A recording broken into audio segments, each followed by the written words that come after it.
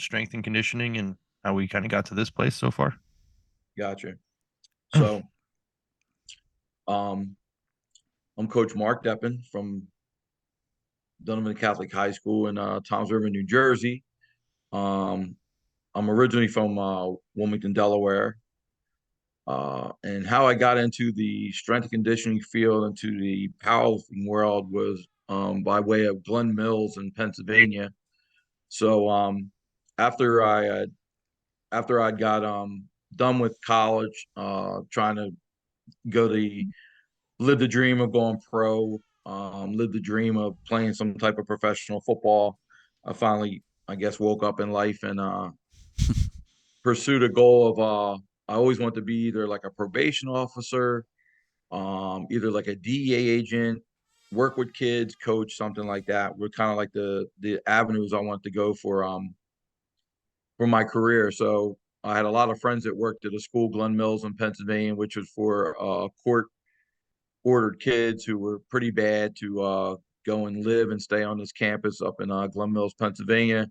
You were like a guidance counselor, a teacher, and once you put your time in and became a model counselor, teacher, if there was an opportunity, you could like coach a sport up there of your choice or something that maybe opens up.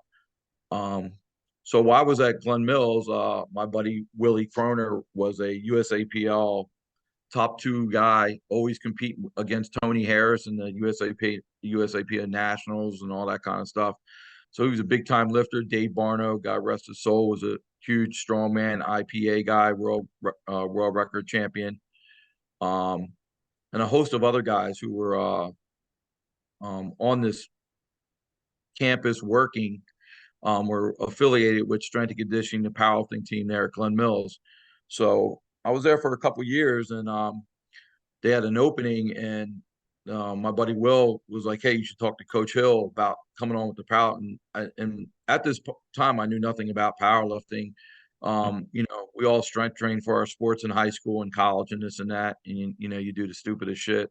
Um, so I was like, "All right," and so I actually got the interview with the coach for the powerlifting team, Coach Hill, guy Bob McCluskey, and who was a 1,000 pound squatter guy in his day. Jesus. He was like, "Yeah, bring this dude on. He's enthusiastic, blah blah this and that. He's good with the kids." Um, so that's how I kind of got into learning what powerlifting was. And after being there for a short 6 months, watching what was going on, and we had some ridiculously strong kids. That's when the Coach Hill goes, "Hey, we're taking a trip to Columbus, Ohio, to see this dude Louis Simmons at Westside Barbell." I'm like, "Who?" And I'm like, no one knew. Had an idea. He goes, "Well, he does these box squats that he says is really good for athletes. He uses chains, bands." He invited us all out there to train, to observe, and boom, and that off we went to West Side. I guess that was like 1994, and Mhm. boom, the rest was like kind of history. That's kind of where it all began for me. Every podcast I done, I say once I went there, I was sold on West Side, because we're all after absolute strength, and I mean that was the strongest bunch of guys and girls that I've ever got to lay eyes on. And I said, if it works here, it can definitely work back at the school in the weight room. Right. And that leads me into kind of like that's where it all began, and that also leads me into like the people who are just so ignorant out there to the West Side conjugate ways. I mean, I was a young buck then and had no clue, but I could see that if these people were doing it at West Side, and you can kind of grasp it, take it in, and bring it back. And I mean, my whole vision was like, man, I can't wait to get back to the weight room with these kids and put it to use. And I actually went back. I came and went. I asked my guy if I could go back, and I went and spent months at Westside. I Mhm. left my job and got like a leave of absence, and I went back and lived it. Um, Mm. and then came back and had more stuff for everybody in our coaching staff. And I mean, the results were insane, dude. I mean, our first time that we got to put it to use was like a powerlifting meet, like maybe 6 months later. and we Hmm. absolutely blew people out. And I mean, it was just a whole different world. So I fell in love with strength and conditioning in the strength world at that moment, and kind of been moving forward ever since, and never looked back. And that's where it all began for me. Nice. Um, How many times did you get to go back over the years? I've been back. I've been back every year. I went back every single. We went back as a coaching staff the next year. Um, Probably about the next 2 years after, up until like '96 era, '97. Um, and then Louis had moved to the other place. But the original place we went to was Demarest. Mhm. And it's funny because you hear people talk about the Demarest one with the blacked out windows, look like a stripper mall or something. And you just hear Dave Tate say that was the best place on the world. Like Louis went and did this, opened up 3 bay car garages and built, put all this West Side 2, 3 monos and all this stuff. But people still relate back to Demers is where that family unity was, and just that hardcore atmosphere. And you guys know that I have a new weight room that you've been to. I used to be in a place like Denver, like in the dungeon below the stage, and everybody who was hardcore throughout the years for me, even my son, loved the other place better than my new facility. Hmm. The guys that come back go, "This is corny, coach." Like the other place had like that vibe, like you knew you were there to lift. Right. And That grit. I think that's just training. I mean, so so every year I went. Probably every year I went back to West Side up into 2018. 2018 was my last visit there, Right. and that was my last. That was my last visit there, and that was actually at the same I want to say time frame that the Dave Hoff era was ending there. All those guys when they were going to the doghouse. So Oh, okay. I was there for that, and I was also there for like when Chuck Vogelpool's era ended. So it's kind of Oh, like okay. crazy. As I always told Fahey, I was like, man, it'd be great to see like a decade movie made of West Side, all the people who came and went, and Right. the movie Hmm. kind of portrayed that a little bit, but just a different angle on. Like I can say I got to see like almost every lifter in there, every scenario, every story, and like who was there, who's not there, and like so it was like it was interesting to see how it all worked there. But um I get I wasn't the West Side guy there to hit totals and records. But I mean, and I know a lot of people sometimes complain like Louis was a slave driver and this and that. But I mean, what really was the difference between Louis and Nick Saban and all these top notch coaches? You got to win and produce, or like they're going to get rid of you. Hmm. Right. So it was kind of like I kind of would always hear those stories and kind of be like, like listen, I mean, I played D2 football, and I mean, I felt like like 5 silverback gorillas were on my back, going into every game or every new season that we had to win, perform. We were a really good program for Division 2, and so I got it, and just it, I mean, Louis was that guy, but I mean, that 20%. You want to say asshole part of him, he had 75% of where he gave his life to the world. Right. Um, and no matter how you cut it, everybody out there is using some sort of like conjugate West Side template thing, some way, somehow, renaming it, making it, putting a little flair to it, whatever. But I mean, it all Right. goes back to West Side and Louis. I Sure. mean, I don't think any of us would know chains, bands, and box squats and speed pools, deficit. I don't think we'd know any of that if West Side or Louis never existed. Right. Um, and and like I said, going back to your question of getting started. I mean, again, and I've been driving that West Side philosophy, conjugate training philosophy for 30 years now. And someone just asked me the other day, do you think like you would be if another Louis type guy came along, and I'm right away, I'm like, there's never going to be another Louis. Like, don't even say it. I'm like right away, like leave the room, dude. The You can't speak anymore. Yeah, I'm like, there. I mean, it's just what the guy lived, man, and just seeing what I mean. I mean, I've been to a lot of collegiate weight rooms. I've been met a lot of people, and there are some good people out there that do a good job at what they do. But there's just not like that. There's just not that Louis guy who. I mean, he died basically for what he really believed in. I Right. mean, he just really, you know. And it's funny talking about my injury and this and that. People are like, "You're like the like Louis clone guy. Like you can't break away from what you really believe in." And I can't. I mean, I Right. just can't because the results, man, just don't lie.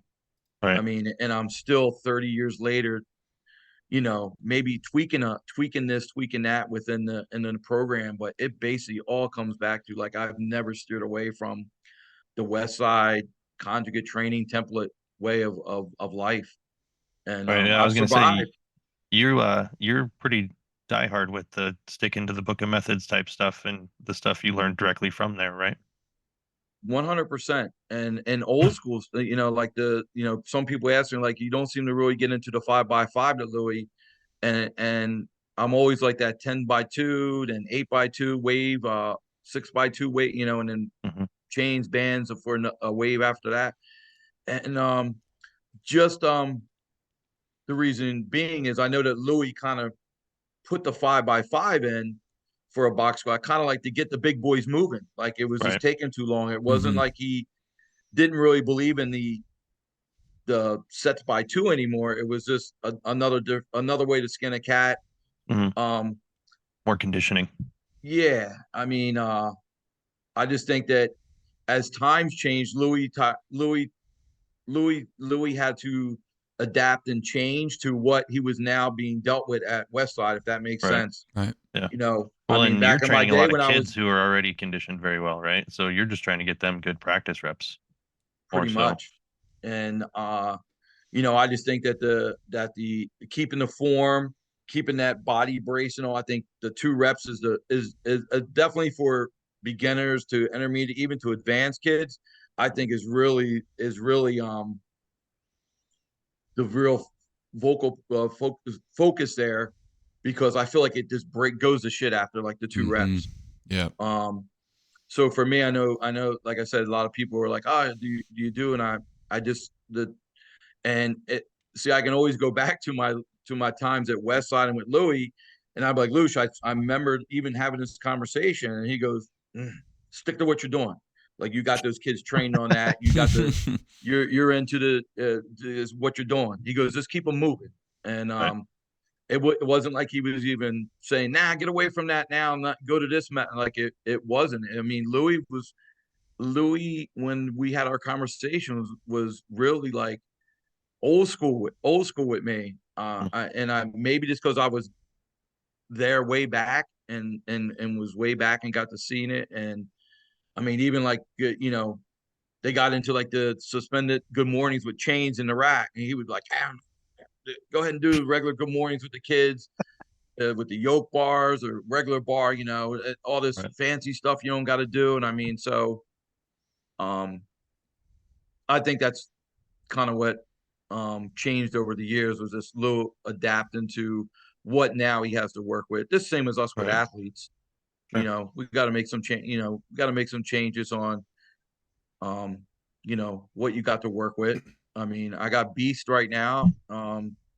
Not I always haven't had that kind of kid to work with, like the Right. majority of the athletes I have Hmm. now. So I knew what I could do and what I couldn't do. So you know, yeah, but I won't. I mean, I there's been coaches who disagree with me. There's been people wanting to like jam me up and get me fired, get me removed, and I'm still standing tall after 24 years at the school. So, Right. um, Now with the kids you work with, do you have like metrics that you try to shoot for, or are you just trying to get them as proficient at these movements as possible and have them just move as much weight as they can? probably the second. The thing that latter. you said. Yeah, pretty much my goal, I would say, is performance. Um, Probably performance first on whatever their sport is, if it's an athlete, not just a powerlifting kid, Right. and then basically numbers is probably the second thing with the athletes. Sure. Performance and numbers definitely to back it up to say, I always go back to Jules and say, which we're in the semifinals right now, so she'll be Yeah. the best player of Can you all. tell If us they about win, Jules? what's that? Can you tell everyone about Jules? I'm sure the people that listen to this have Yeah, no idea who this girl is, and We she don't is have quite the most viewing yet. ridiculous, Yeah. most ridiculous freak in the Yeah. country. It's pretty nuts. so but I mean, so her performance on softball, then on the tail end of it, I gotta say, oh, and by the way, the girl benches like 185, squats in the mid threes, and pulls in the mid threes, God. and people are like, what? So that's more or less the backing going. West Side works, and pitchers can lift also. So I Right. guess that's kind of my on to answer your question too, is performance numbers, and to basically put up or shut up is probably my main goal with um with the athletes, because so many people doubt the things that I'm probably doing, Mhm. and then when the end result comes out, like I mean, you both know, like, you can't argue it. You can't argue Jules. You can't. I mean, you can't argue the team. I mean, nine of just all the starters are from my powerlifting team, and we're Oh, really? number one. We're Wow. number one, all nine. So we're Wow. number one. So we're number one in the state right now, and we're number 7 in the country. Holy shit! Wow. I mean, and if we win, if we're in the semifinals, we win that, and then we win the finals again for the third straight year. Jules will be the all-time best player ever in the history of New Jersey. Yeah. God. What are her stats, She'll be like Steppen? 90. She'll be like 97-1. 97-1. With like what, a And .03 ERA or something yeah, crazy like and her that? batting right now is like 690 or something with 14 home runs as a pitcher. Jesus.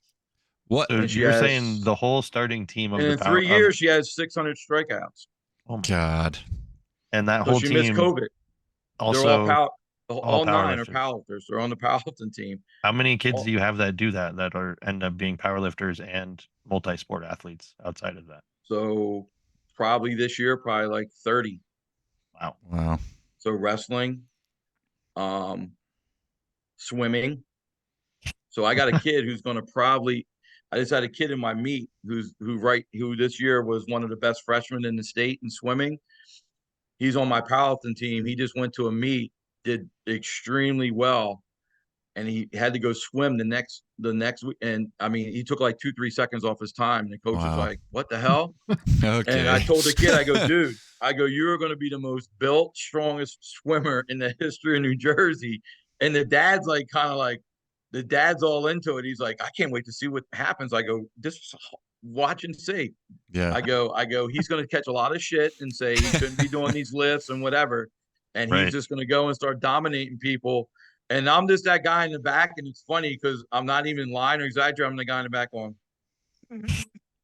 and I'm just smirking and laughing when I hear it. Hey, Liam Adams, that's his name, took first at Ocean County Championship, took first or whatever, and I'm just sitting back, just giggling, man, That's going, awesome. all these people, because I already hear it now. He has a coach, his club team. I already hear it now. Oh, Mhm. you're going to have to lay off that powerlifting in the summer when we start swimming a lot, and boom, boom, boom. And I Mhm. go to the kid, I go, if you do it, dude, you're going to plummet right back down. I go, you got to trust me. And he's like, Right. my dad's all about it. We're not hearing that shit. And I said, just tell the coach when it don't work, then you can yell at me. The Yeah. same Right. relationship I have with the football coach. I get to lift the kids whenever I want. I can lift game day if I want. Right. If I want to lift on game day, he would have no problem with it. But like everything in this world, if all of a sudden we had injuries or whatever, he'd say, hey, wait a minute, what's going on here? So, knock on wood, I've been fortunate that anything I've done with the athletes that maybe was a little unorthodox, like Jules lifting on game day, doing speed bench and all, and she throws her best game. Coincidence? I don't know. I I look don't at it think like so. it's Not movement. probably not. I look at it like it's movement. She's graduated. So she's missed the last 4 days of lifting. did not do so well the other day. We won, but we only won like 4-1, Oh, and it should have really? been a blowout. And I texted her. I said, "You need to get back in here. I know, like, you're probably happy you graduated and all, but you need to get back in. You and the girls." Mhm. And long story short, they come in, they lift. We go to the next game, mercy them, Hmm. mercy the number 4 seed. We mercy them. We came in, we did box squats and deadlifts and whatever, and the next day they mercied them. Now, when you're Wow. doing that, you're doing all speed work, right? Normally. Yeah, yeah, pretty much all making a percentage. Let's say if the girl can do 250, she's doing like 175, 185 for her speed work Mhm. and killing it. And my next girl is going to be the girl I posted the other day that the who already won the shore and took runner up wrestler. She's going to be Oh, an absolute monster. She'll be the first girl to ever. I mean, she's ready pulling 365, benching like Jesus. 175, Oh my and lord. she box squatted 365 the other day. Holy shit. And she's a freshman. She's 160. She's a freshman, My gosh. and she's going to be a monster. So, yeah, I want to say that the coaches is what kind of makes me because they trust me. I think Right. that's what a lot of people need to hear is that relationship I have with my coaches because they'll see Instagram. Let's say a new coach comes for lacrosse next year. He's probably seen an Instagram or heard about me, and he's Right. ready to come in and go, whatever this guy's doing, I want him to do it with my team also. Right. Which we did this year in lacrosse. Lacrosse was winless the last 3 years. We went to the playoffs and we were 18-7 this year. Wow. Um, 3 powerlifters on that team too. Hmm. Um, So, 600-pound puller on there. Um, Jesus. the so I think that's what is the missing link with a lot of people is that connection that like the coaches trust me what I'm doing Mhm. and again I try to just evolve so much into the person that I am and the work I put in so no one can ever get anything on me and go well that doesn't really work. I mean no one can really say that at my school with any sport right now because the proof's in the pudding about what we have accomplished with the kids who have trained, who have trained with me. Baseball is kind of it's funny. We don't really have a relationship, but um, they they had their best season this year, and like 6 of the guys train with me Nice. um, that are really good players on the team. So um, you know, Now, I does it? know that he probably knows, but it's we had a couple what happened was a couple football guys didn't want to go play baseball anymore and he kind of took it personal. Like kind of like, oh, did you tell these guys not to come play baseball so they could just live for football and about, that whole high Right. school bullshit. And it was like we really didn't. These kids just Right. didn't want to play anymore. And one of them is Lou, my big Mhm. who just got the all-time record with that 410 bench. Um, but he was one. He just fell in love with powerlifting, and he Right. he just said, "I want to play baseball anymore." I didn't say, "Hey, you should powerlift, not play baseball." So that shit gets old in the high school world. Right. People deal with that all the time. Um, but I mean, I know in the back of his mind that he could. Two of his pitchers lift with me. They're like they do the same shit Jules does on game day and on. I mean, two of his best pitchers are Right. two of the who's in my class and train with me and everything. So, um, Nice. well, yeah. So I think Um, volleyball. I mean, get the volleyball girl. I mean, it. I guess I probably got my hand in a little bit of everything at the school, Mhm. and everyone that kind of got a relationship with at the school is probably performing very well at the sport. Nice. So, Does the programming change from sport to sport? Is it like the 80-20 rule, like Louis talks about, where 80% of it's going to be the same and you have like 20% specificity? Or, God, I can't even talk, but, or is it with the kids, you're just trying to get them such a good base of GPP that, yeah, I would say a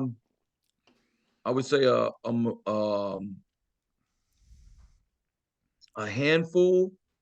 So I probably can explain a little better this way. So I do it like this. So I got let's say, because someone asked me this, well, not everybody can be West Side right away. What if you got whatever? Not everybody can perform that way, but there's again, there's more than one way to skin a cat. So anybody that's new, um, they're gonna do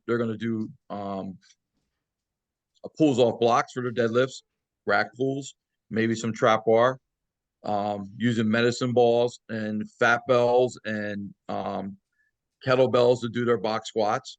So they're still performing a program. We're gonna do band leg curls to get their hamstrings strong. Or I got the stand up. Legend Fitness leg curl. The bench press. They're gonna learn benching the proper way. They're gonna learn how to do speed bench, even if they're doing the bar. A lot of people throw it out over the years. I'm big into speed benching, and I always will be. I think that it creates doing it right, not Right. not bouncing weight off your chest and getting all crazy, but just a controlled motion, and that firing that bar back up, whether it's straight weight bands or chains or anything like that. I just think that the mental capacity that it puts into a individual, either just a lifter or an athlete, I think it just builds the central nervous system to react to Right. putting that force behind the bar. That's why I don't believe in any ego lifting in the weight room. So I mean, if a kid needs to move 135 and I need to see it moving, that's what he's sticking with. I'm not going to say, well, I'm going to go to 185 or whatever, and then Right. it comes, which is great. That I have the Tendo units with Paxton, who brought his Tendo unit, so you can really humble a lot of people with those who think they're moving the bar fast, and you put them on, it's like 5.8, and we go, that sucks, and they're like, really? I'm like, yeah, it sucks. and it's good to have Paxton, because I'll say, Paxton, once you get on there and do it, and he'll go and go boom and come up, and it's like 9.8, and I'm like, that's how you're supposed to come off the box. So I think so my program is set up kind of like a beginner novice, Mhm. into a JV, into a varsity, and then my last one for my heavy hitters such as Lou, who I post all the time, whatever, it's called Dark Side. So they're going like hardcore everything. Right. So That's that's like kind the of how full West all my Side treatment. what's that? That's like the full West Side treatment in your Yeah, gym. that's like chains, bands on the squat, like together. I mean, Right. that's the Lighten method. I mean, they're getting it all. So Right. um so that's kind of how I set all the templates up, and kind of like, remember, Louis' big thing is you got to pick out weaknesses to make people stronger. Right. So you can't really always stick to that template, which I think a lot Right. of people like get that all confused. So I might have like bench, let's say a bench, let's say a 5x5 bench with a near competition grip, Mhm. followed by some palms in dumbbells on the bench, some lat pull downs, some tricep work or whatever. And then Mhm. I'm going to put in there what else is needed. But I think a Right. lot of people go, well, that template's a little vague. Like, no, you gotta, I'm not going to go listing like 17 things on the workout. As long as I can get that athlete to accomplish those 4 things on there, 5 things, and then like myself or my assistant, myself, will add on what everybody needs in the room. Someone's got weak hamstrings, we're going to do a little more triceps, their chest, um, I would say that's a majority with a lot of my athletes, because so Mhm. many of the kids like to be like this on like the bench, like, and I Uh-huh. move them out, and I mean, they go from like 185 to like 95. And it's like, man, we got to work this chest, man. We got to get it out there with the Right. grip. We got to get some heavy dumbbell work in, and I mean, some rack presses going, and it's just it's it nowadays. I don't know if you guys see it in your and with your kids or with your athletes, but that it's tough to get that kid out of their comfortability zone that they've been so accustomed Right. to during the COVID, Hmm. following people on TikTok and Instagram and doing stuff. Like, it's like, Mhm. wait a minute, the Trend Brothers, they this is how they do their grips. Like, Yeah. why are we moving it out? What's Coach Deppen Yeah. talking about? Right. It's hard to get them to So I buy think, back into simplicity again. Once they came back from COVID, they want to do all the, like you said, the sexy fun stuff they see on TikTok. And then just getting them to buy into because you've got staples in your program, it sounds like, that don't really change. And just yeah, getting them to buy into that consistency is tough. Like, kids don't like the simplicity stuff. They don't like the simple stuff. They're like, I want to do something else. This gets boring. And I'm like, well, this gets results. So what do you want here? yeah, So and and it really, it can't really get boring with me because I'm also a little bit like the West Side persona with the yo, we're rack pulling today. Whoever gets the biggest rack pull, burger 25 on me. I mean, Nice. I do stuff like that where we would put the money in the bowl back in the day, the Louis crew, and Yeah. I'll get the guys in and go, nah, cancel that, or I'll do like a rep day on the bench. So I'm always throwing, I Yeah. do all that mentally for the kid because I'll do a thing like a group lift. So I'll say, yo, put 135 on the bar. Maybe everybody's maxing that group's like 185. I'll say, you four, you got 150 reps between the four of you to get this done. And each kid will do all these reps, and I'll be like, you should be benching like 275. Do you did like 40 reps with 135? Your volume? I go, we gotta get something's wrong here. So it's kind of so I make it and my programs change all the time. I'm like 3-week waves. Um, if you were to come in my office now, I didn't have it up last time, but I got a board up and I have almost 500 different things to do in Mm. each template, each bar, the bars that I got, everything. So I Wow. got so it can always change. Football bar, bambell bar, Right. bamboo bar, the Swiss football bar, the Cambridge football bar, fat bar. Donnie Thompson, we just got that, the big his big bench bar. Um, so there's so many things that you can never really get bored in Mm-hmm. my weight Right. room within the program because it's always changing. Um, I would say that the kids really like the days that it's like board press day or something like that because they're trying to maybe set a new PR or um, you know, I would probably say the most boring days. I don't know if you guys it's probably the speed days. Yeah, that's what I was about to ask you actually. Yeah. I would say that's the most boring for the kids. Like they kind of get done and I'm kind of good with it. I mean, like 40 minutes, Yeah. and they're kind of get done, and they'll be like, "Anything else, coach?" I go, "You're good." And they're like, "Can I whatever?" I go, "No, get your shit and go home. Like you're done, dude. Like Yeah. great day. You Yep. did what I asked you to do.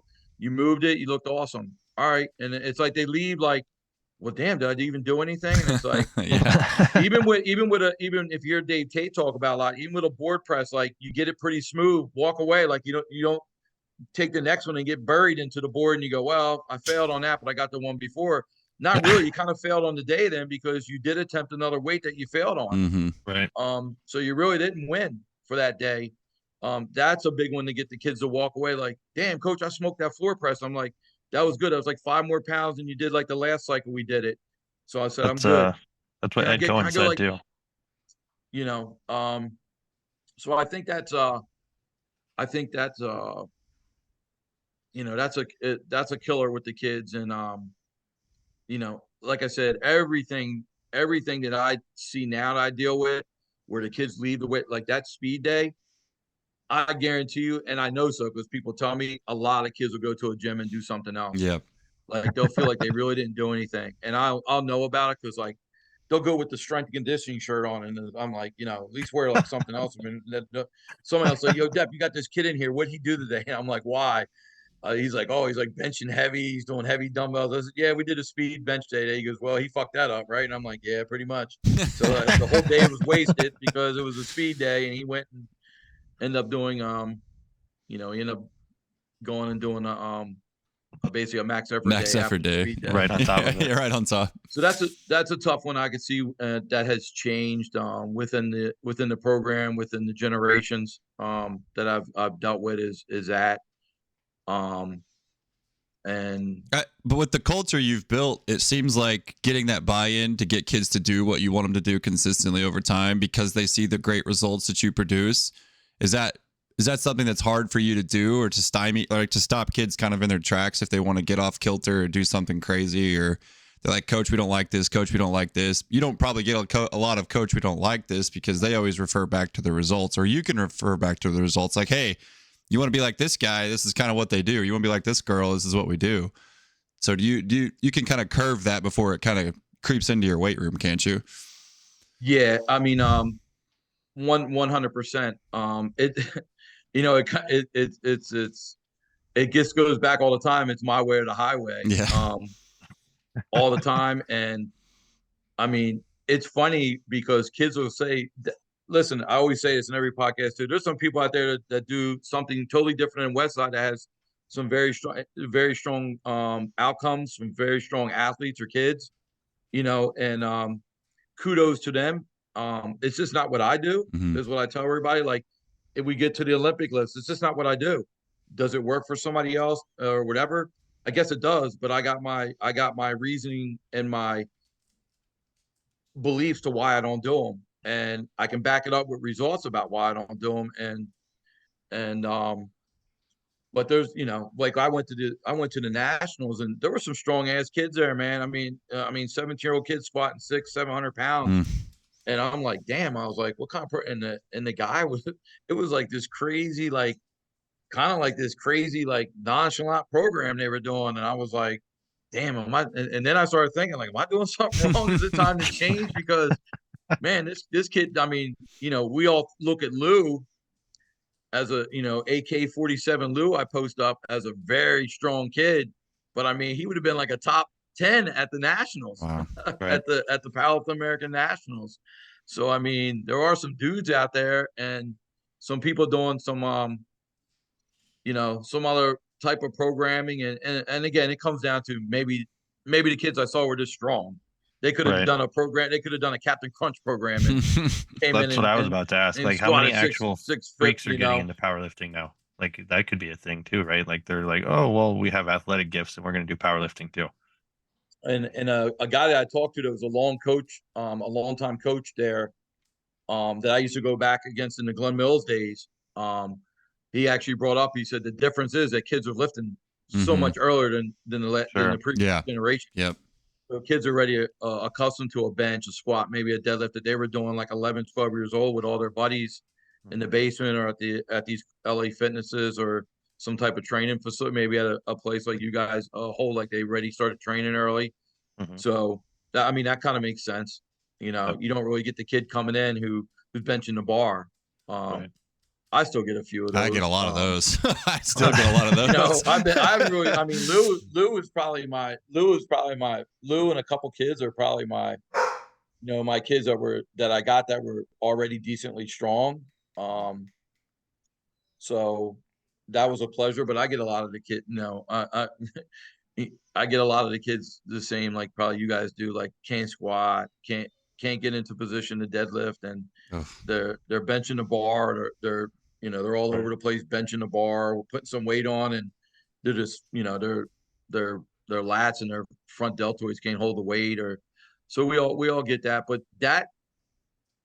that's where I do the biggest smirk that I talk about, because they all see that kid, which is the kid Santos I had. So this is a great story. So Burger 25 kids is the original great story, but this kid Santos came to me, and I thought he was from the grade school. I thought he was like still in the grade school. He came to me about 106 pounds, skinny kid, and he's like, I'm here to join powerlifting. And I was like, what grade are you in? He's like, I'm a freshman. I was like, what? And I was like, damn, dude, you look like you're like 10 years old. So right away, like everyone's like, laughing and whatever. And the kid's ready. He's done at this point already. Like, he's like, damn, should I just turn around and leave now? So we get on, and I mean, he can't do the bar. And I'm like, let's go get I call it the girls bar. It's the 30-pound bar. I mean, I should probably change that name but I mean, everyone refers to it as the girls bar, because when the girls some of the track come in, they use that. They're like, Jeff, can we get the girls bar? So I go, let's go over here and get the girls bar, man. See what you got. He barely gets it for one. And I'm like, ooh. I was like, damn, I'm gonna have to go to the curl bar. So I was like, let's work with dumbbells. Let's work with, I got the Donna Body. I got all the other nice little toys to train on. So it's about a year later, and he's like, Coach, I got a chance to go to this meet. And I was like, I think so. I'll tell you what.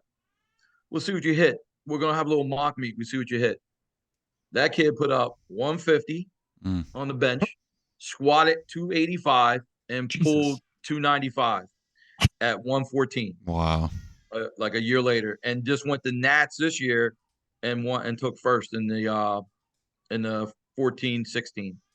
Wow. And took first. How many sessions did that kid ever miss, Depp? Not one. Exactly. There you Never go. misses. He's hurt right now. He has a pec strain from that meet, the Nats. he's got a pec strain, like a weird one. It's like up into like his collarbone one, Yeah. something weird. Well, Clavicular. he was complaining up to the meet, and I was like, "Come on, dude, really, being Depp, come on, dude, really, like, what could be wrong?" He's like, "I don't know, I got this, it hurts right in here," and I was like, "Dude, we just got to get through the meet and do what you got to do." So we did, and he barely got his bench at the meet. He almost bombed, and he came over and he goes, "Oh my God, it's killing me." And I was like, "Come on, dude, we got to deadlift, whatever, the whole nine." But I mean, so anyway, that's what he has. He has this severe, like, almost like a tear. He hasn't missed a day of practice since he can't lift, and he comes every day. In our last meet, he came and wrapped everybody's knee wraps. Wow. And again, that's just my culture there. Yeah. Like, you got to start that off right away. Like, some people like wait and they go, "I got to change some things here." You're done. If Too late. the culture's out Yeah. of control, and then you just all of a sudden try to make this like, this, like how we say, "I'm going to diet tomorrow after this Memorial Day weekend." Monday or Tuesday, I'm going to start dieting. You're full of shit. Like, you're going to eat the same way on Tuesday and Wednesday of next week. So I think that is the problem with a lot of weight rooms and things too, is once that culture is not established, like, it's tough to get that. Yeah. Like, the kids know, like, they're wearing Chuck Taylors or high top Vans. They know they're coming in wearing a strength and conditioning shirt or their football shirt, powerlifting shirt. They're wearing the DC shorts, and that's it. And there's no give. I go, "Bye." They come in, and it's funny because people that have visited, kid will come in, they go, "Depp, I forgot my shorts." So bye. Like, I don't even, and they turn around and they just leave. And then again, I got a lot of coaches that support it. So football guy will come in, do his attendance with me, and he'll be like, "Where's so and so?" I go, "Oh, no shorts." He's like, "You're kidding me!" Right on his phone, texting the kid. Right. Accountability The is same huge. thing for my classes. I have Yeah. a uniform for class. I mean, so it's the kids. To go back, also, you were saying, like, how do they know, like, where what your kind of standards are and what you're looking to do? I mean, they kind of know from the first day of class. And the first day when they get here for the weight room for, like, let's say this summer, incoming freshmen, we're going to play football, maybe soccer. I usually have a meeting, and I go over everything right away. And basically the meeting is about, this is no place to bullshit.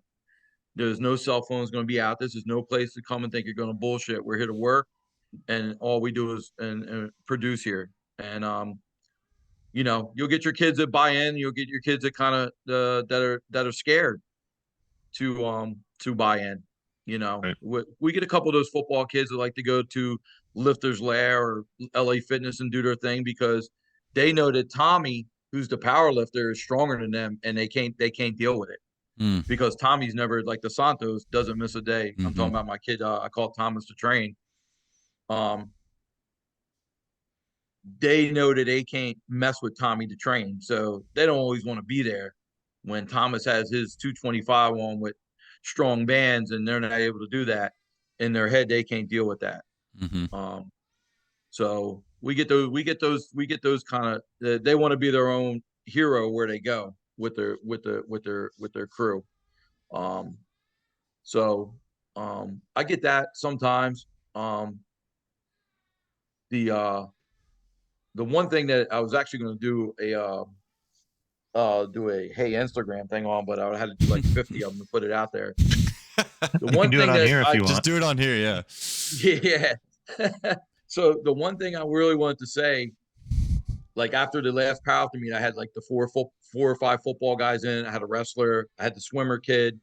I had a couple of my powerlifters. But, like, the kids are the athletes. What people really don't understand, the remarkable outcomes that are going on, is that I'm taking, like, kids coming off of football into December. So, because we've been always going to the playoffs, so we're into December. Yeah. And they start lifting in January. I'm gonna give you an example. So I'll be more clear about what I'm trying to express.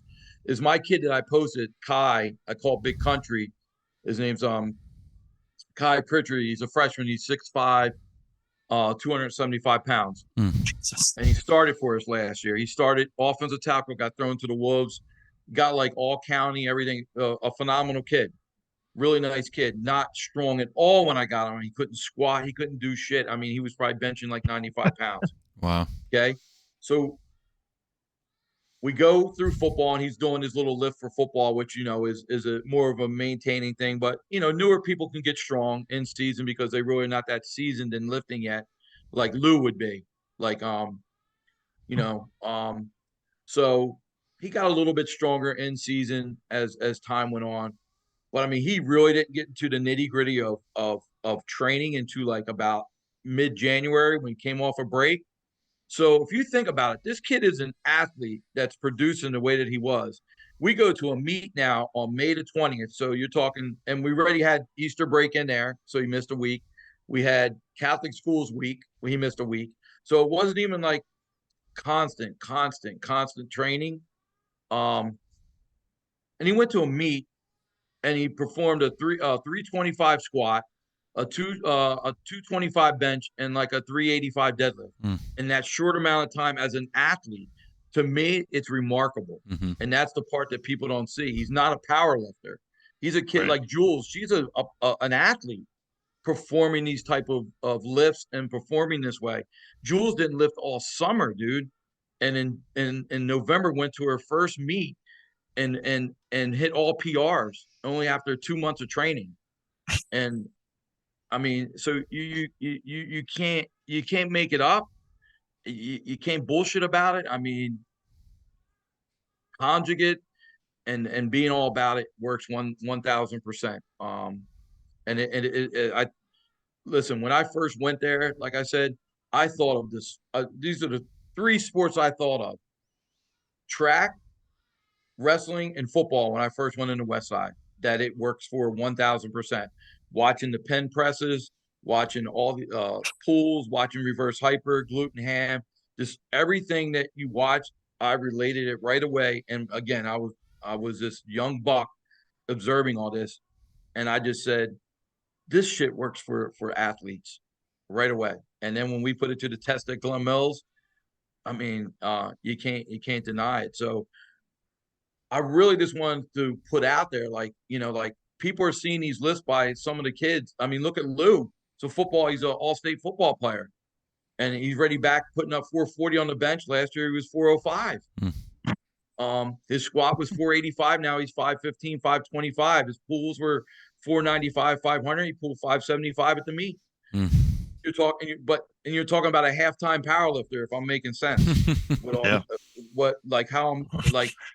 That's because we're training the same way in season. We just cut down the volume and the percentage a little bit, but we're training the exact same way in season. And I think that is the key. These programs, man, that you guys probably see it. A kid is like this summer, everyone's going to be hammered. Get to the weight room, get your conditioning in. And then when the football season starts, they don't lift no more. Stop, yeah. Makes no sense. So if you got that kid who benches 300, you got him to bench 300 and squat 300 and deadlift 300, and then you stop lifting. What are you going to do? You're going to do that again the next off season? Makes no sense. It's a waste of time. It makes no sense. And then the definition of insanity. Post all the fake shit out there. Your record will speak for yourself. I mean, listen, some people can win with a bunch of athletes. I get it, but like when people go, I got 5 guys squatting 600, and that bullshit I posted the other day where the kid that went down about an inch. Right. And I look up their record and they won like 2 games in 10 years. That's why you suck, because you're bullshitting everybody. You're fluffing everything. You're fluffing it. Just like after the softball game and the other when they mercy the team and they're damn, those girls are strong, they're big as shit. And like, everyone's like, yeah, they're on the powerlifting team. Like the moms are all yelling and they're like, what? Like the other team's like a powerlifting team. They're like, yeah, they powerlift or whatever. And they're like, I guess that's what they do. I mean, I think we hit 9-10 home runs that day. So you said you have a hard relationship with a baseball coach. Do you feel like it's just still that old stigma of baseball players shouldn't train or baseball players shouldn't lift, especially pitchers and things like that? Because I like baseball. That's kind of my area, and I want to make baseball players better. But getting them to the weight room seems to be a large challenge because of the whole get too bulky BS and all that crap. Well, you're 1,000% right, but I'm going to even take it a step further. Right away, he was like, all he knows is powerlifting. Yeah. That's how he stereotyped me the first time he got there. Yeah. And he's a good coach. He's a great coach. He's like he played in the minor leagues for a very long time. He's really good friends with Todd Frazier, who's from here. Yeah. Oh yeah. The Todd father. Yeah, I Yeah. mean, and they're real good friends, and just right away, like like the stuff that I heard, and I was like, you know, I knew where it was going, and then Jules and softball, like I'm just like, is this guy not getting it? Yeah, like you have is good this guy carryover there. So it's like you would think that he would buy in. and now his one pitcher who's the relief is my power lifter. Mm. He's my 132 guy with a 1,200-pound total. Like he's stronger than anybody on the so he's 132 his raw he goes raw and single ply. His raw was 215 bench, 295 squat, and like a 365 pull. And then he went gear. He went 285 bench, 405 squat, and a 415 deadlift. He's 132. He kills anybody. And they did like a test day at this place. He absolutely destroyed everyone on the team. How hard's that guy throw? Do you know, Depp? Do you have any? He throws pretty hard. I think he may throw and I think he may throw. I heard he's got a hell of a curve. I think he's in the 80s. But he's 132 pounds, and he's already. I heard he throws in the 80s. Wow. And yeah, he's 132. He actually competed in one meet at 123 last year.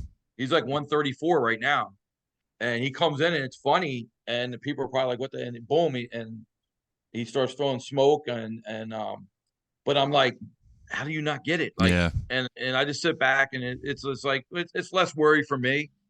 When some coaches are like that, like, you know what, like I'm busy as it is. So, if this one sport wants to go to this place and go train and do hitting and whatever, then so be it. But the kids will say, "Yo, Depp, you're going to be around this summer, right? I want to lift or whatever." And it's just, and I just go, I don't hold it against the kids at all. And I go, "Yeah, I'm going to be here. You're going to come?" And they're like, "Oh, definitely. I'm going to come. I want to keep training with you." So, he'll probably never admit it. But yeah, I think he has that, what you said too, like but here you go with your guy who's your relief guy, and he's doing pretty well for you. And, he's my power lifter. So it goes back to what I say, like, how can you argue it? It doesn't make any sense. So, but I got that with Jules right away with the coach. And now, the coach did a whole story on me. I mean, you talk about night and day. She was totally against any of those girls training with me. And now the whole team, she's actually got me talking at her softball camp this summer. And wow, it's night and day, man. That's but awesome. She was like, "Wait a minute, we got something here." It's like this girl was like kind of like, she was okay, but like this girl's coming in like jacked up now, like her next year, and she's throwing hard as shit. Like, what are you doing? And she's like, "Oh, I joined the powerlifting team." What? You can't do that. And then all of a sudden, hey, get the other girls to start joining. Sounds like she wants to win finally. Yeah, she's like, I want to win. Well, I went to the first game, dude, and they called all the girls out, and I went, damn, the whole powerlifting team on the field. And they're like, yo, Depp. They're all like piecing me out there and stuff. And one girl hit the home run. She's like, she's a great girl. This Janek's girl, name's Katie Janek. She hits like this bomb, and she's like, yo, pounds her chest. Yo, Depp. Pounding her chest, running the bases. Wow. And, just like our football kids, our running back, Calhoun, he'll run and score and go west side and do the thing as he's running down the field. So it's like that stuff's like awesome to see. That's like, that's where I think the kids, that's where the buy-in begins, if that makes sense. That's where the culture and the buy-in begins, right? When they start doing well, then they're like, oh shit, like, yo, Depp, I was wrestling this weekend. I threw this kid like down to the mat and pinned him like, and he's like, man, I'm getting strong as shit. And you just see how happy they are. And I'm like, this is only beginning. You've been lifting like 3 months. So, I would say that's like the reward. That's the reward in it. I would say the downfall in it for what I do is probably knowing I'm gonna stick on Jules here. Jules is gonna go away to South Florida, and we know what kind of lifting she's gonna do. We know she's probably gonna be a little discouraged, and she's probably gonna be told that your coach was full of shit and he didn't know what he was doing. So I would say that's a discouraging thing in my field, and is that because all the kids always ask me, "Yo, coach, we got Michael Thomas." He's like, "Yo, Depp, how's the pit program? Do you know? Like, I really liked it there." And I go, "I don't know, man." I said, "Maybe the guy Bird will know or whatever." And he's like, "How about Penn State?" And I'm like, I was like, "I saw a couple things." I said, "Look," so I basically just hit it to the kid. I go, "If you're looking to do what we're doing, it's nowhere, no school." Right. So then what kind of sucks? Well, how come we do it? You guys see what I'm saying? And Right. then the kids start going, how come we're doing it if nobody else is doing it? And then that's when I kind of get that, if you ever really been around Louis where you kind of like get him pissed off, he'll start this throwing numbers out. And I got 15 people squat 1,000 pounds. What are you talking about? I got a girl. She's all time best. And like he'll just start going ape shit. And I'll just kindly, like, I'll take a deep breath and go, everyone out there sucks. That's all I can tell you. I said, are you strong, Mike? He's like, damn, yeah. Michael Thomas actually went from 160 to 205 in 2 years and benched probably 95 pounds. Now he's benching in like 275, 285. And he's a big time believer. And his dad is. His dad's actually a big time like lifting dude, like probably more bodybuilding side. But I mean, he's like, whatever you're doing with that dude, keep doing it. And, he has 20 some offers right now. And, and it's just like, where do I go, Depp? Like, where can I keep doing this? And it's just not going to happen, man. And then again, like I said, then the kids go, well, why are we doing it? And this and that. And then I got to go in this long thing. Like, this people suck, dude. I don't know what to tell you. Like, it's just, it suck. Like, you're going to get weaker, then I get that argument. Well, college is different than what Depp does, whatever. No, it's not. No, it's not. No, it's not. Don't try to use that argument that it's different. Don't try to use the argument that there's not enough time to do a West Side program. I got that 1,000 times. Um, I mean, how long does it take so, you start to finish with your kids? You can just spell that rumor right there. It's and it's all on a timer. It's all dialed exactly. down. So I mean, speed days, I'll give tops 40 minutes and 55, 60 minutes on max effort days. We're moving. That's my class. My classes are 55, 60 minutes. Gotta go. So after we get changed, we're rocking and rolling and getting the program done. And it's also a way to keep kids accountable is what's big for me. Where it's like, yo, dude, you still got gluten ham left. It's like 5 minutes left. Let's get it, man. Gotta go. Let's start moving. So that's really good. And listen, I think it's just a great program because you kind of know what you're going to do. And I mean, I know my kids are blessed because now, I mean, people that visit me go, dude, you give every kid a friggin' their own personal workout. I'm like, yeah, man, it's like a 8-week program. And they're like, that's crazy as shit. But the kids respect it because they'll send me writing numbers down or like, Depp, you do all these? And I go, yeah. They're like, damn, you crazy, man. You do all these programs and fill them out every day and switch this and that. And I'm like, yeah. I go, that's how I try to be the best. But kids see that. They see it and they go, damn, like coach really gives a shit. Like, like when they miss, I'm like, well, where were you? No excuse, dude, because now you only lifted 2 days this week. How are you going to progress in the program? Not going to happen. So in my program, if you don't get your weeks in, you go back to you stay on that week. Yeah, I like that. Yep. So, I mean, if next week is bands or chains, like I'm not, and you didn't do your straight weight, I'm not putting you on bands and chains for next week. So that keeps a lot of kids honest. Yeah, I love those responses. Kids are like, why did you give me the same thing I had last week? I'm like, because you weren't here. You weren't here for 3 days. What are you talking about? We can't go forward. What are you talking about? We're still stuck.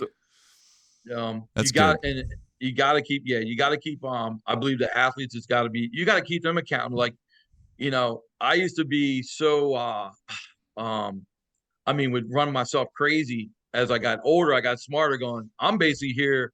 You're here to help yourself. I'm here to make it work for you, but you got to put the time in and do the work. Yeah. And like, if a kid doesn't want to come, like I used to be so crazy about it.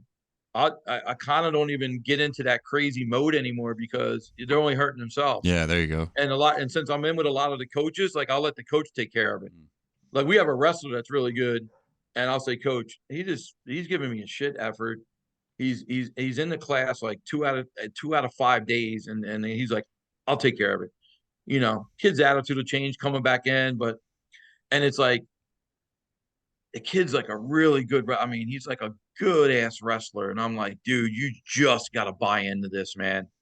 Like, dude, you think I'm like an asshole, but I'm only in your shit because I see how good you could be if you just bought into this program, man.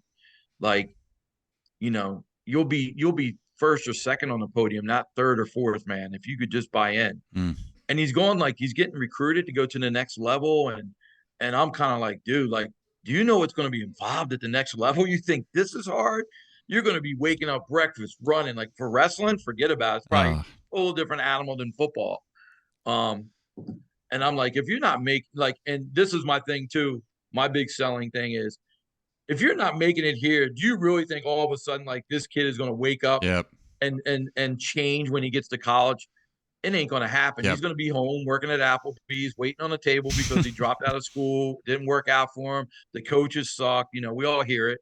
But the reality is that you just couldn't hang because you didn't do what you needed to do in your high school. Yep. And that's my big thing to these guys. Like, you guys have no idea what you're about to get into. Yep. No idea what you're about. And especially wrestling, like I said, it's got to be a different animal. There's kids that tell you they can't make it in season or can't train in season and do this and do that. I'm like, well, okay, then don't tell me you want to play at the next level or at XYZ because it ain't happening. It's not going to happen. Not at all, man. So I think that you know, and people ask me, yo, Depp, your Paladin team, like you know, it's like now they got to come train. You want to be on my team, you got to come all summer. You get Paladin season ended for the spring. You don't say, oh well, I'll just see Depp in the fall time when we get back to school. You got to be here all summer to continue on the team. And that's my success really is my discipline. Yeah. With the kids, and it's hard. It is hard at our school because kids are from all over. As I always tell you guys, I always got to answer for everything now. So my kids are also at that school too, and they did travel things also. Travel softball, my daughter, my son baseball for a while, basketball, travel volleyball. I had to make it happen. Yeah, there you go. And so when you say like you can't get somewhere, I'm like, well, how come? And they're like, my parents were asking me why you asked that. And I was like, because I'm a parent here and I had to do the same thing I'm asking you to do. So it's called making sacrifices. Of course, I'll get an email or a phone call. Oh, what did you mean by that, Mr. Deppen? I'm like, well, I'll just give you my scenario or my story. And, you know, and some people are like, oh, wow, like you're really, that's awesome. You could do that. I don't know if I could do that.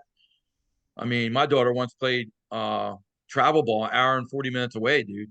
And I would leave work. I would get everybody done in the weight room, jump in the car, and have to go up near Rutgers University and drop my daughter off, hang out somewhere, and come back. I mean, so you make sacrifices, and I wanted my daughter to be the best, and also it's a role model thing that you're setting for your own children. Like, you know, I couldn't say no to my kid. I couldn't say no to my daughter. So even like this, like they're like, damn, Depp, you gonna bounce back quick off this surgery, right? Now, you know, the kids at the school, I'm like, yeah, I'll probably be back squatting in like 6 weeks. And they're like, they laugh and they go, Depp ain't lying, he's crazy. But it's not like, it's funny when they say crazy, but it's like it's just like he's like, I want them to see like motivation like that. I'm not gonna like sit down there and go, well, I tore my meniscus, or you know, and mope around. I want them to like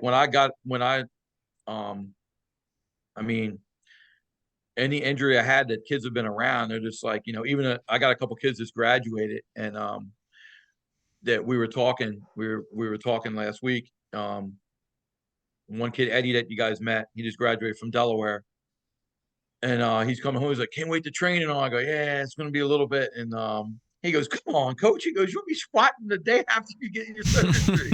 So I mean, that's like cool to hear that a kid thinks that way.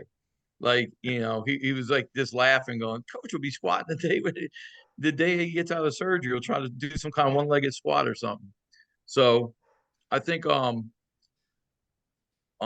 what you do too, in a weight room, your actions in the weight room, how you is another way to build that culture, to set that standard. Um, you know, we have fun in the weight room. I don't think you can always be 1000% like ready to rip people's heads off. Um, we have fun, but I think that most of the kids in the program know, like, yo, Coach Depp is pissed off today. Like, they kind of like, they kind of sense it, and keep the joke in or something down to a minimum. Mhm. So um but so I think that's building a culture. I think that's the way you have to go about it, and I think it Mhm. all starts with discipline and accountability. That's probably the main things that people ask me, that are, how do you do what you do in the school and the setting, and handling all those. Because you got to remember, in that class that I do, that's a whole different bunch of people. Could be like a Yeah. soccer player, a non-athlete, a football kid, an advanced powerlifting kid. I mean, everybody's in that class mixed in. Mm. So I mean, you got to kind of really have a plan together. It could blow up real quick. Because kids, some kid will start swinging on blast straps in the rack or something if they're not doing something, or you don't get to them soon enough. Or some kids, like, in the changing room, they'll be in the changing room being like, "Oh, I didn't know we were coming out yet." Like, dude, it's been 15 minutes. You're still in the changing room. So I mean, there's times where you gotta, you really gotta, again, you got to make the kid accountable, and stay on top of them. So, um, probably me in a nutshell, I guess. Um, any other, like, training question or thing I don't have any come more to mind? questions for you, Depp. Nathan, do you have any questions for No, him? I really just wanted to hear about how you've built your culture in your weight room, and I think you did a fantastic job of touching on all Yeah. those points for me. So that was awesome, Mark. We really appreciate you coming on today, man. Yeah, we No, need to it's have been you back awesome. sometime, and you can tell us the West Side stories you have. Yeah, right. It really- West Side I Edition. always think of one, like, after, like, Tom talking with people, and I always think of, like, oh, this one time that this, I just you know, it's funny because some people have recently asked me, I guess, Tom's going to go try and do a side project, I guess, maybe. It seems like, kind of do his own flair on things and whatever. And, it is what it is, and so be it. But I mean, some people have asked me, like, would you go to West, like, I went to West Side, man, to be in that atmosphere, to be around Louis, and just the stories. I mean, that was vacation for me. Mm. Mhm. Taking a week. I mean, it was just like, it was vacation. I mean, I enjoyed it that much, just to sit down with a dude who loved strength so much, to just to be able to hang out with a bunch of strong dudes and strong women that were in the place, and pick people's brains. And that you're not gonna reincarnate that. You're not gonna reinvent that. That was a one-time gig, and that's just my feeling on it. I know that other people want to see Westside go on and prevail into the athletic sports world and all, but I mean, really, I mean, it was already doing that. I mean, I'm doing it. I've been doing Yeah. it all these years. I mean, there's some other people out there that's been doing it with athletes, and it's really nothing. It's really nothing. It's nothing new. Um, I think excuse me. I think the battle for kind of reinventing West Side is going to be kind of like, well, who are these guys? Everyone knew everybody at West Side and what they were all about. I think Right. the reinvention will be, well, who are these guys? Or, what have they done? What are their accomplishments? What have they done? You guys feel what I'm getting, Yeah, like, what Yeah. I'm trying to Mm-hmm. say? Like, what, Yep. Mhm. you knew Louis and his stable of guys, what they were all about. You knew what Right. Louis was all about, and you knew everyone in there. Like, so and so squatted 900. So and so used to be a UFC fighter, and he's now lifting and squats 800. I mean, you had this. So I think for it to take off on a different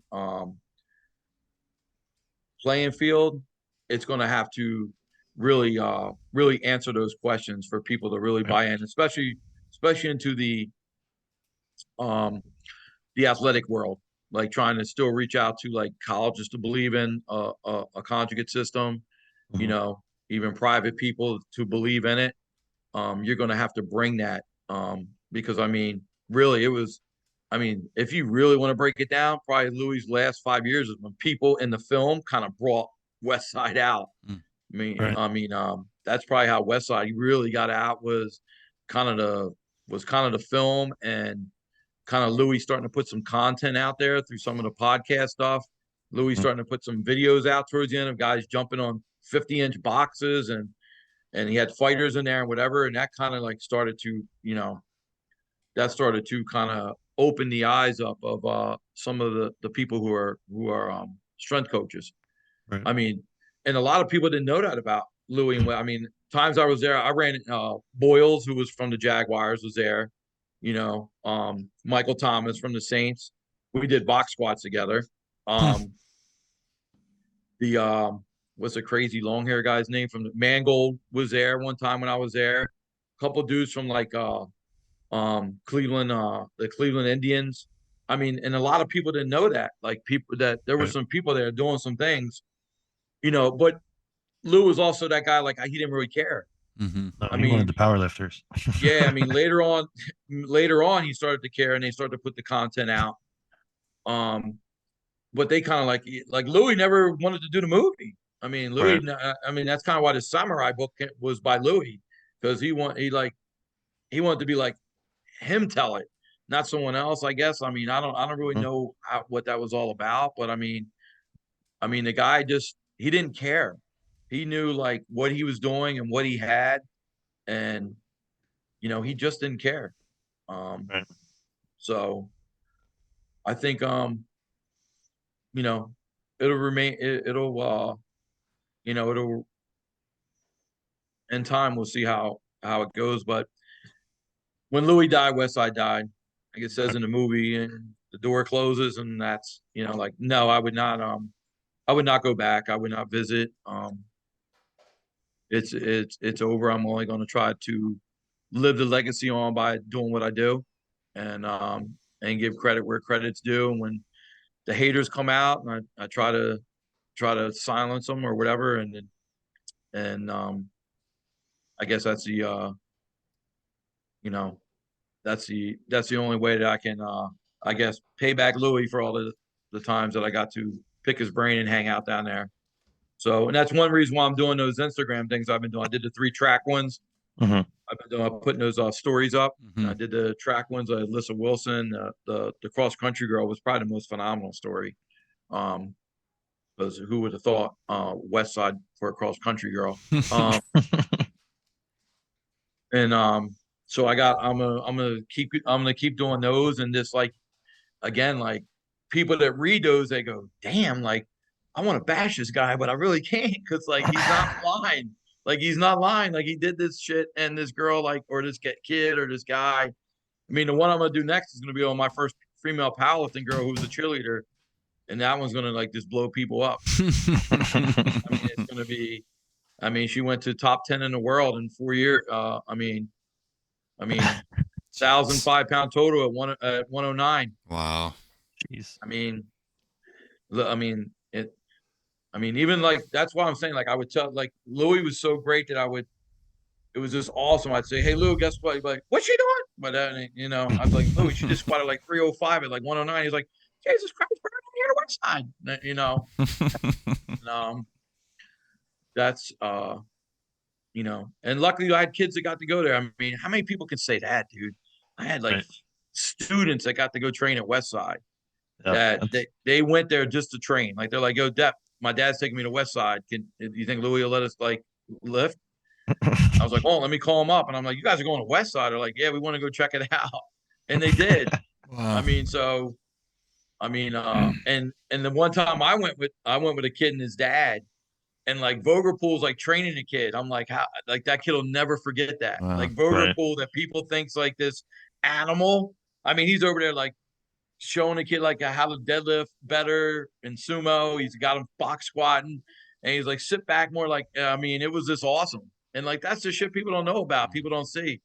Right. That was, you know, yeah, I mean, you know, it was crazy in there at times, whatever. But I mean, yeah, you're going to, let's listen, you're going to, when people come see me, I'm also that guy walking around like, what are they doing here? Like, yo, Lou, go put 405 on the bench. Try hit 3. Like, you know, like the same thing. I mean, some people are like, oh, they were kind of like, you know, kind of like assholes when you showed up or whatever. I mean, listen, I thought we was going to fight when we first went into the Demers with all the coach. I mean, we took 10 dudes down there, and, you know, 4 or 5 of the guys were like power lifters in USAPL, you know. I was the football guy, like coming in like a badass, like, well, I just got done college football. I'll take somebody out in here. Like, and like Lou ate that. He loved it. I mean, that was the first thing to me. He's like, what, you a ball player? I'm like, yeah. Man, how strong are you? I'm like, I don't know, I'm pretty strong. Go pull those bands up right there. I couldn't even get off the ground. He goes, Jesus Christ, son, you're not strong at all. I'm like, who the fuck is this guy? Like, does he want to fight? So I mean, yeah, and I mean, they were doing box squats, and I mean, the music loud. You can't even hear Louis talking because they got AC/DC full blast on an old home, you know, speakers that you would have in your, no, like the like 1980 speakers that are like ready to blow out. It's all the way up. They're 4 feet tall. Yeah, and you got the other guy rubbing the blue ointment on them, you know, and it smells absolutely horrible. And I mean, just awesome times, man, and just to be able to say I got to be in that time with those at that place is just, I mean, pulling the sled, dude, we hear pop pop pop. I'm like, damn, Lou, what's that? He goes, oh, they shooting each other out back in those apartments. They crazy some bitches out there, and I'm like, what?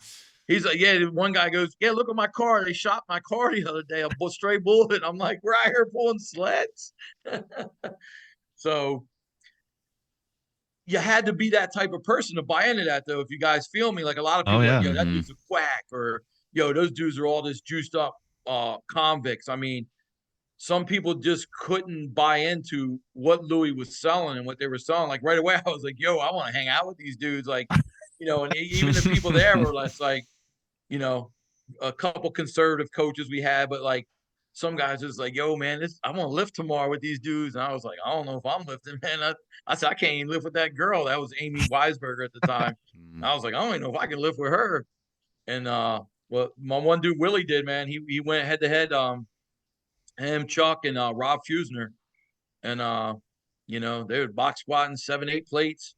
And it was just like awesome. And I mean, he was like, yo, we're going to start this up when we get back. And then we got our little group. And that's kind of how like I got into powerlifting myself, was starting to like train it. And that's why I always say, you got to practice what you preach, and you got to be about it. You can't be talking about it if you can't also be about it in some way. Listen, I know I'm not going to be able to be the person I used to be 10 years ago, and probably getting this surgery maybe even 5 years ago. But like, I'm still going to be able to show a kid I can do the things that I'm asking them to do. And I think to go back to Nathan with that, with building that culture, Matt, the kids know that. Yeah. Like, and especially with my assistant, who's he's a grappler. He's like ranked now. He's if you follow that world, he trains with Tom DeBlas. I was gonna say he trains with Tom, huh? Yeah, who's like God. So him and Todd went, and he got out of Todd's move. He got out of DeBlas's one of his moves. And he's like, this kid's fucking strong. So I mean, he's been doing the West. He knew it, but now I tweaked it on him. Like, you got to start doing this and that. So I mean, kids see him like, damn, like like they look at him because he's kind of like, you met him. He's kind of quirky, you know, and whatever. But all the kids now are like, damn, he's strong as shit. So they see it. So I think you got to be about that to be successful, and also building that program and building that culture. Yep. You know, so, and again, I'll go back to like Westside and Lou. I mean, that was Lou. I mean, Lou's jumping in at 60 years old, like, oh shit, I'll pull that rack pull or whatever. I mean, he's jumping in, and I mean, that's what killed him. He couldn't do it anymore. I mean, Lou died from boredom. Right. I mean, that's really how he died. I mean, probably had some shit going on, but I mean, he just didn't want to be there anymore in person. I think just in life, his presence, he just couldn't do it. he wanted to do anymore. That's all he had was, dude. You talking about a dude to spend his whole life at the gym. Mm-hmm. I mean, Right. his whole. I mean, like I said, that first time I went, yeah, we'll be back here for the night crew about 7. I'm like, what? He goes, yeah, we got out here about 10 o'clock. We'll go get something to eat. And I'm like, it's all day, this guy. I mean, it was all. I mean, they didn't miss a meal though. That's for damn sure. I remember eating breakfast, getting lunch, getting dinner. I mean, it was on the clock. Getting a snack. I mean, uh, they definitely didn't miss anything. Um, but like I said, I miss it, man. I miss it. I really look forward to like when I used to make the trips, and you know, and just to see what was new. I mean, that was also big. Like just something new. Like I had to go see it. That's why when people say, "Well, we tried that website, it didn't work," you didn't really try it. You didn't try it. You never took time to learn it. You didn't Right. try it. I mean, But I've been trying it for almost 3 years now, and I feel like I just now have an understanding of it. it, it does. It takes that. That's why kids got. And that's the hardest thing. And go back to Nathan's thing. That's the tough. That's tough, man. Because it takes a while to get. I mean, like I just talked about that Kai kid. I'm gonna come on here next year, and we're gonna talk about how he's squatting 500. Right. And he's a ball player who's going to probably be 6'6", 280, 290 pounds by then, which is incredible. You saw the video. Everybody's like, damn, dude, that kid can bend. I mean, I go, I mean, that's a USA Pale squat he did. So that's even more impressive that the kid's able to bend. And so that also goes back to my argument where, oh, well, you do box squats, you can't squat. Well, that kid was done box squat, and he's maybe done a few free squats getting ready for the meet. So all I did was take the box away, and boom, there you go. I got the video Right. proof right there in the meet. He's squatting 3-4 inches below parallel. So I think that yeah, I know I kind of got off track a little bit with that one, but again, I think this with the dismissing the West Side, just that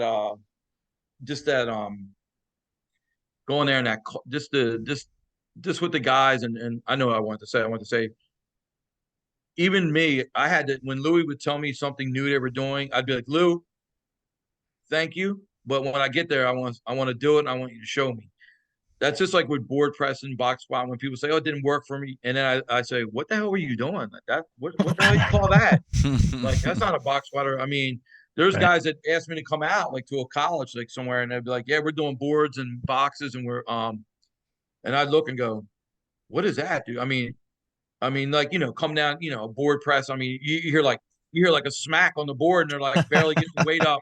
Feet are coming up off the ground. I'm like, dude, what is that? And they're like, we board press. And I go, nah, dude. I go, you're not even dialed into the lift. Right. And that's a big part that people really don't work on is that. Right. Which is some of the, content that Dave puts out on Elite School with a couple of those guys, talking about setting up for a squat, a bench. I mean, just think about that out there, man. Like, there's nobody teaching that. Like, very rarely. Like, let's just squat today. Let's bench. I mean, even like warm ups, man. I've been in weight rooms where they might have 315 on the bar in 3 seconds. I mean, shit. I mean, my kids are doing. We were just at that powerlifting meet, and if a kid was open up with 275, we were doing like 5-6 sets before that. Warming up. I mean, I'm just like, you go to some of these colleges, they might throw 225 on for the big boys right away. And that's the kind of shit I talk about. Like, that's the people like myself doing that dumb shit back in the day with coaches that they're going to be in my shoes later on and be hurt in some way, shape, or form because they did shit. I mean, how many people did behind the neck presses and I mean, I think of all the shit I used to do. Like, I can't believe I'm still even alive or walking, especially in college. Like, this, the O-line coach is the one running the weight room, Right. and we're doing I remember doing like sort of like a pen press squat, but like you almost came down like 100 miles an hour with like 405, banged into the pen and went back up. I mean, and everyone's shaking and their bodies twisting to get the bar back up. I mean, I'm just like, man, like just the craziest shit we used to do back in the day. So I think that is a vital part of a program, is definitely and kids hate that too. I'm sure you guys see that. They hate when you're like, I got Paxton with the band doing like the pull apart for the bench with the like a mini band, and they'll have like some of the newbies learning how to bench with that, and they're like, "What is this going to do?" Like kids just have no patience, man. And it's like just buy in, and he's got because like I said, Paxton's good with all like the Donnie stuff. He's like 100% on like all the bands, all. I mean, he's got the whole warm up going with the elbow. I mean, the whole nine. So I mean, but the kids are like, "What's this stupid shit we're doing? We're doing face pulls for the last 5 minutes." Like, and they just can't like. And they're just like, dude, just calm down, whatever. Like it's going, they'll bench and go, man, I feel so much better benching them, and then you go, that's why you know. I think it goes a long way when you can explain also why we're doing the things we're doing. Right. And I always ask kids to ask questions about that too. Like kids, they'll always ask why we're doing chains. What do the bands do? How come we're doing so much volume today? And I'm like, I like it. I'm always in my class saying, guys, just don't do what I'm asking you to do. Ask questions in here. Just don't do what I'm asking you to do. So I like that. I think that part of it builds the program too. Right. I think that helps. I think with the girls, man, I think with the girls is you gotta get that stereotype out of their head. I'm sure if you have females that they think they're gonna get big, they think they're gonna put on weight and look like a man or whatever, which I guess is pretty cool nowadays. But so I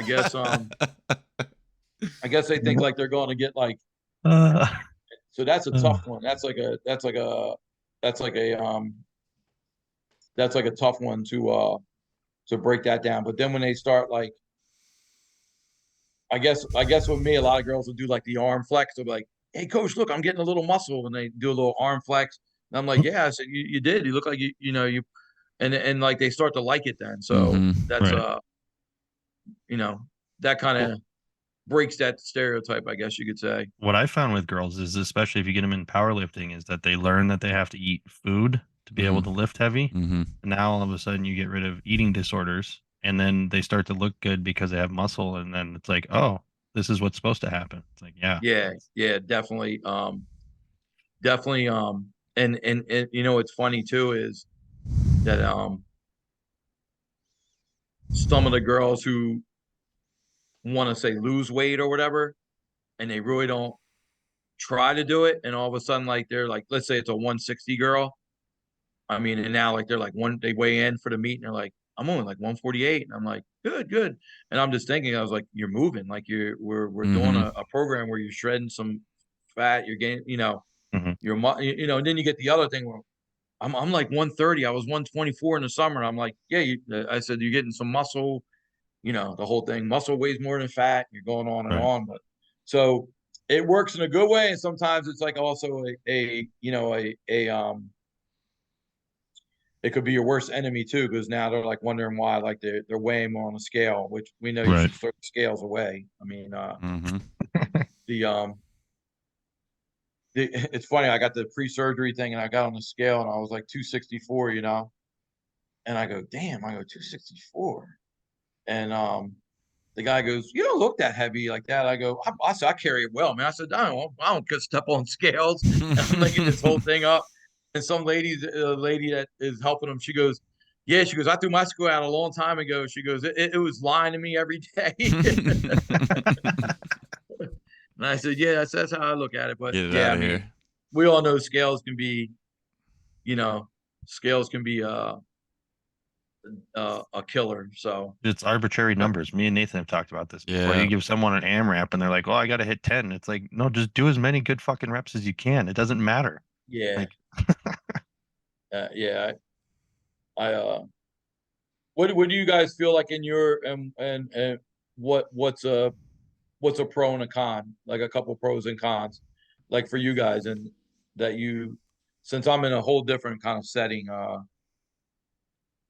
getting people to what work hard is always a con. Yep. right? Like it's everyone wants to be lazy and be efficient is what our body thinks, right? Is like, oh, I don't want to have to do extra work. But yeah, getting anyone to understand that it's really the hard work is where you get to make all the progress. And then like enjoying the process.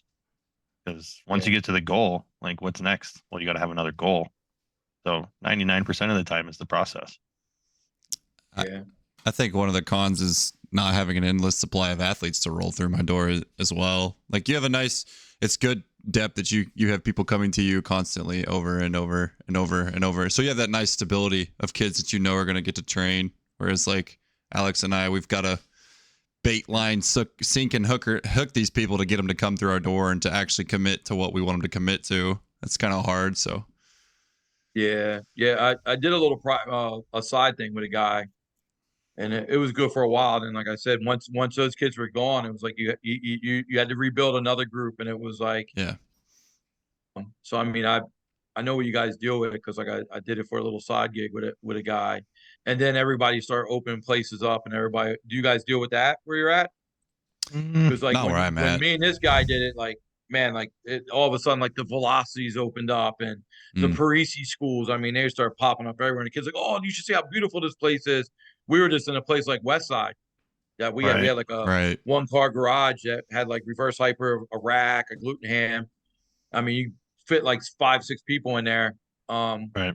But we had all that stuff. So I mean, you'd had parents come and go, my kid's gonna train in there. Yeah. So I mean, and you want to like flip shit, but like you really can't. You're like, and I always tell people, if you think about like everybody who's strong and all the crazy lifts you'd see, it's always in a shithole. Always in a Not like in garage or some. It's something. not. Yeah. Yeah, it's not like some beautiful place that like 1,000-pound squat. The so and so hit 1,000-pound squat. It's usually in some shithole like garage or a place. I mean, in hardcore lifting, you see all the guys the ones who are really working out really hard. I mean, it's I it's th- not in these places that yeah. you know, Well, this place just opened up here called Lifter's Lair, man. It's like $75 a month.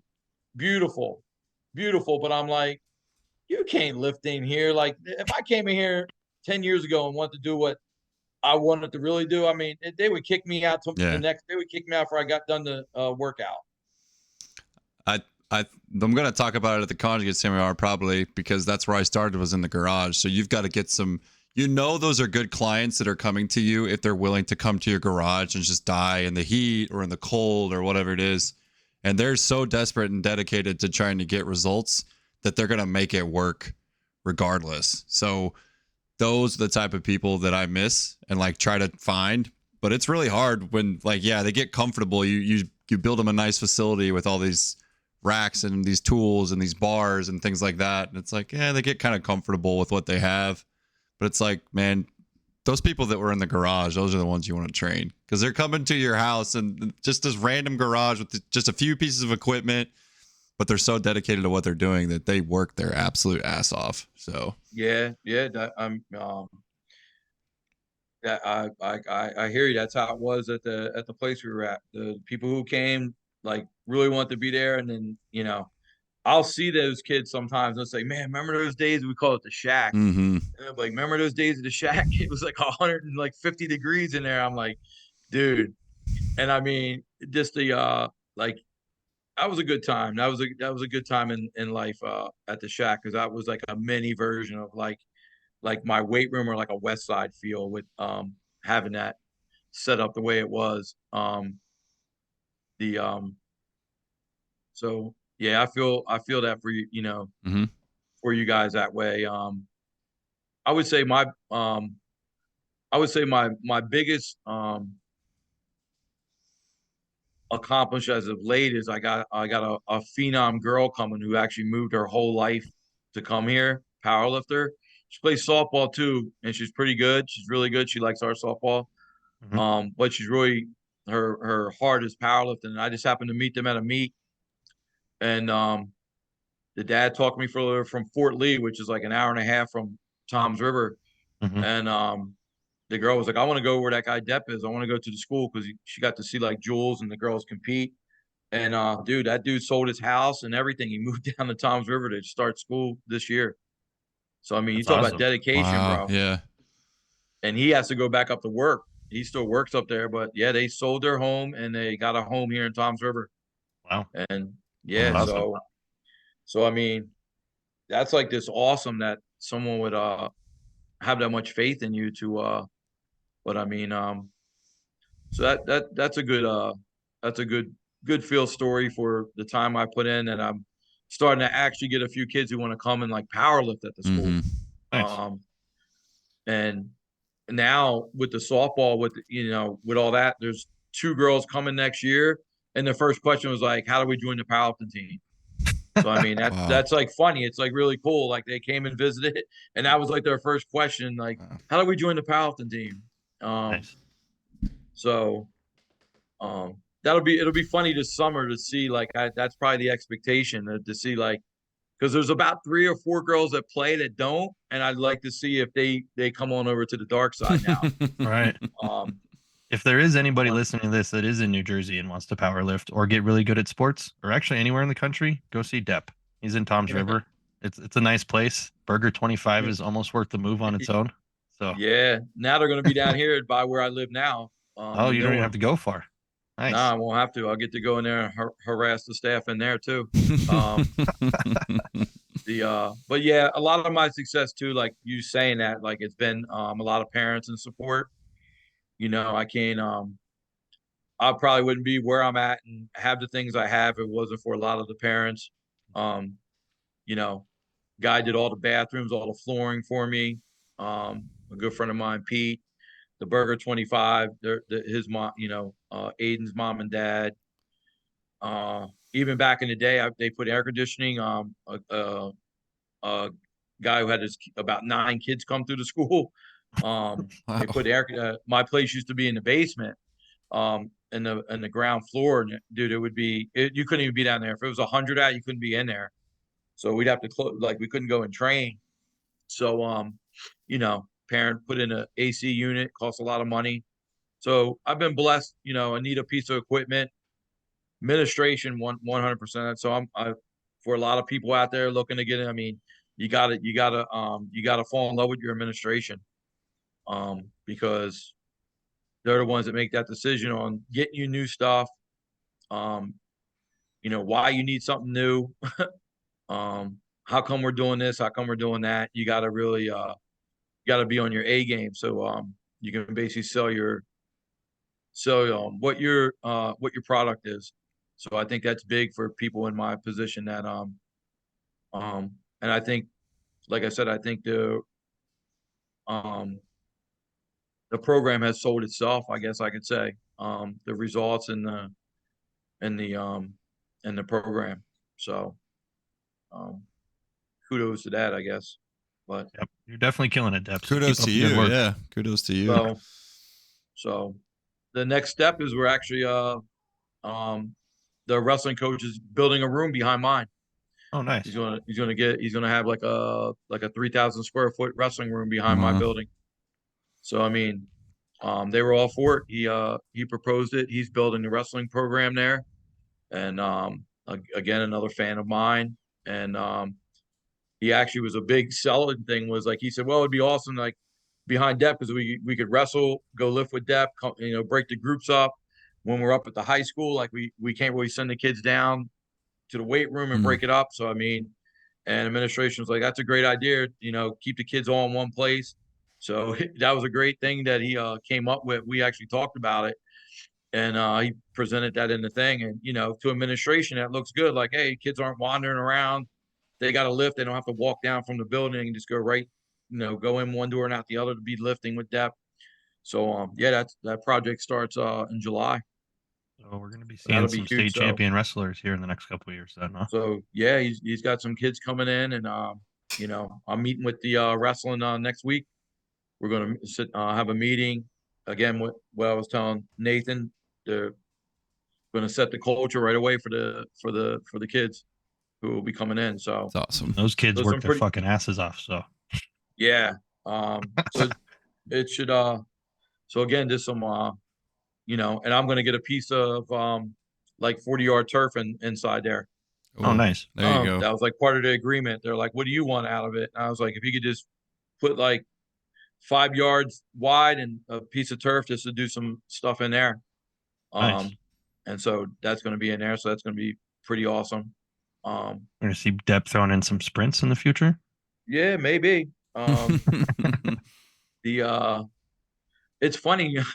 It's funny that you guys say that because someone was like, Deb, it looks like you guys like mainly lift and you do some, the GPP, like whatever. And I'm like, and you got like strong kids, you got fast kid. And I go, dude, you got to be strong to be fast. I can't, I can't listen.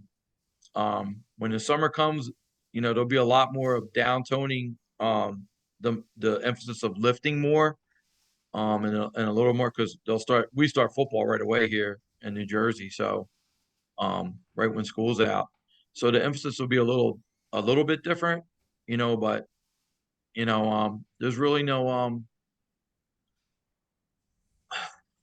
no just one set program of running or this and that. And, you know, um, I guess I'm just hard headed like Lou, like this is what I do. And the results are there. And, kids are running fast, kids are jumping high, and we're doing minimal kind of jumps. And, kid jumps like 38 on the thing the other day. And Paxton looks at me, he goes, damn. He goes, did you ever jump before? And the kid's like, no, it's my first time jumping on the mat. I mean, but he's also he's strong. He's a strong kid. And he's an explosive, powerful kid. So, it works. Yeah. More time in the day, more people. Yeah. I would love to be able to do a lot more stuff, which, Paxton's going to be back with me. I think he wants to make this a future. Nice. So, I mean, there's a lot more stuff that that I would like to do. It's just, again, it's time and it's, but my main emphasis is basically, like we go back to is performance and, to me, numbers. Mm-hmm. And one of my old friends who I did that job with, that was his big thing. He goes, you people don't understand. Depp's out to crush you by numbers. That's like Depp's thing in his mind. Like, you people are looking at like, oh, was so-and-so this on. Depp's like, well, I got this. I got this kid who's hitting these numbers. And Right. like that's like my ultimate goal is to say this kid's doing this and this kid's doing that. And and then take it to the field, the wrestling mat, soccer, baseball, whatever it is. And I'm telling you, the swimming kid is going to be that's going to be That's the one. I think that's going to be really good because, as we all know, that's definitely a whack ass sport about lifting. Yes. So I think that's going to be big for sure. And the girl who moved here, I think, but she went to the nationals and took second this year already as an 8th grader. Wow. At 114. So I think she's going to come in and be phenomenal. So, because she lives with her dad, who's a lifter. So I'm just going to incorporate my stuff in. Like, does a variation of West Side the best he can. So I just think when I get her, I think it's going to be what she's got a base now. I think it's going to blow up real quick. Mm-hmm. So, I'm excited about that. Yeah. But that's about it for me. All right, Depp. Well, thank you very much, sir. That was great. Also, thank you. It was awesome. Thank you for the inspiration on the naming of our podcast. We also want to thank you for that. So yeah, that's a great name because it's never so true when you hear that's irrelevant. Like it makes them who is the person? Like, it's irrelevant. Yeah, there you go. I mean, so yeah. Well, peace out. Thank you, Mark. Thanks, Depp. Enjoy your holiday. Good luck with that new little baby there. And yeah, oh yeah, she's already got her hands full. It gets a lot harder when they get older. I'm just gonna let you know. Well, I appreciate it. Thanks for coming on, Mark. Have a good one, guys. See you, man. See you later. All right. Yep.